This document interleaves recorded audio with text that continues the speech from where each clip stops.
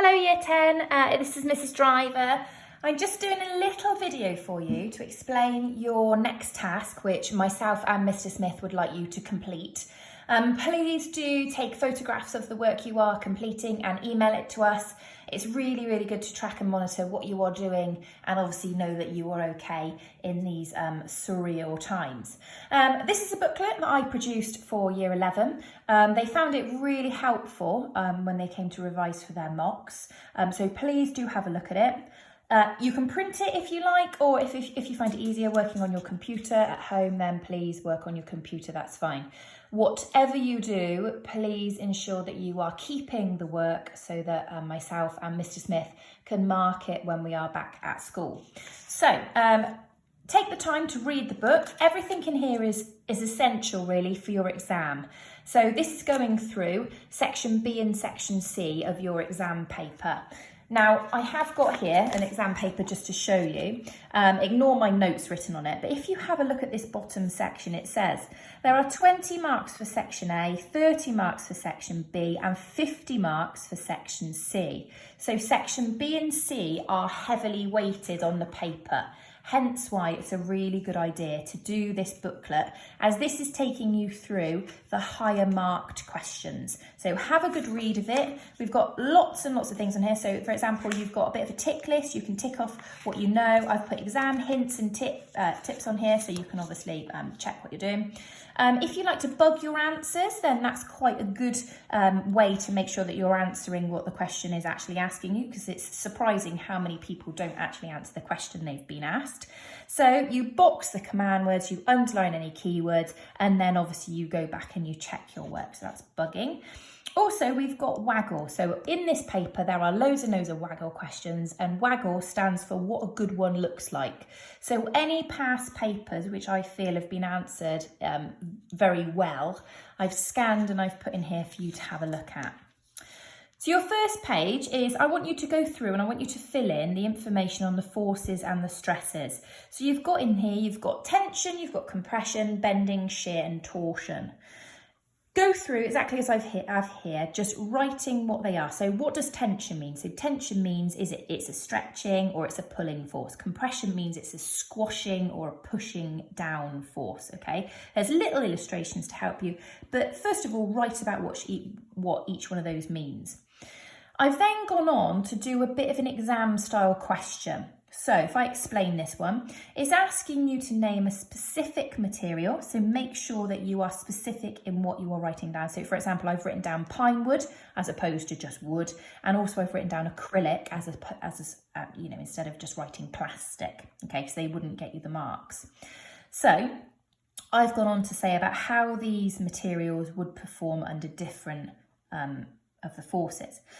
So we've got, how would it react to tension? So a bending force, for example, both materials would snap, all right? On this one I've put, if the acrylic was heated, so if it was hot, when it was bent, because acrylic is a thermoplastic, it would then become flexible. So it's little details like that you're trying to get in your answers. So again, have a go at that one, take some photographs, let me see. Most of you have done this question, but it's in here anyway. So this was an exam question from the 2019 paper. It's worth 3 marks for you. So you are identifying what each of these 3 areas, what force they are under. So have a think about that, write that in. And again, write about 2 products and explain the forces they are under. So for example, you could write about desk, you could write about a chair, or you could go all out and write about something like a submarine. So what stresses and forces would a submarine be over? Okay.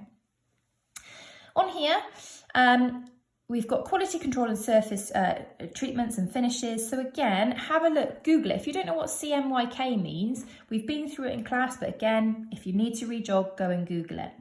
Again, have a look here. So what is this picture? All right, it's a quality control mark for printing. So again, go onto Google, go into your revision notes, have a look. On here, we've got all of these surface finishes. One has been completed for you.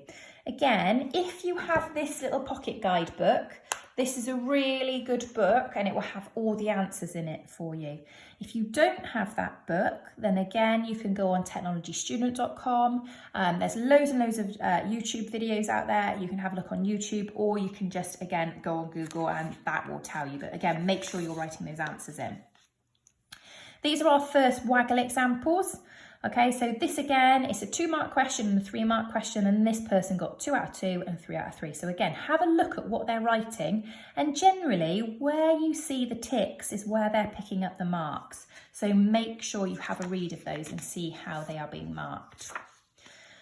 The last page of the booklet I want you to complete on this homework, so this is just 1 week's worth of work, is I want you to complete this one. So again, what does function mean? If you're talking about the function of a product, what is that?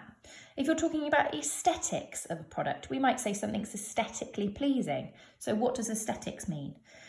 If we're talking about the properties of a material, what do we mean by properties? So for example, I might talk about the physical properties of metal, and I might say it's a really good conductor of heat.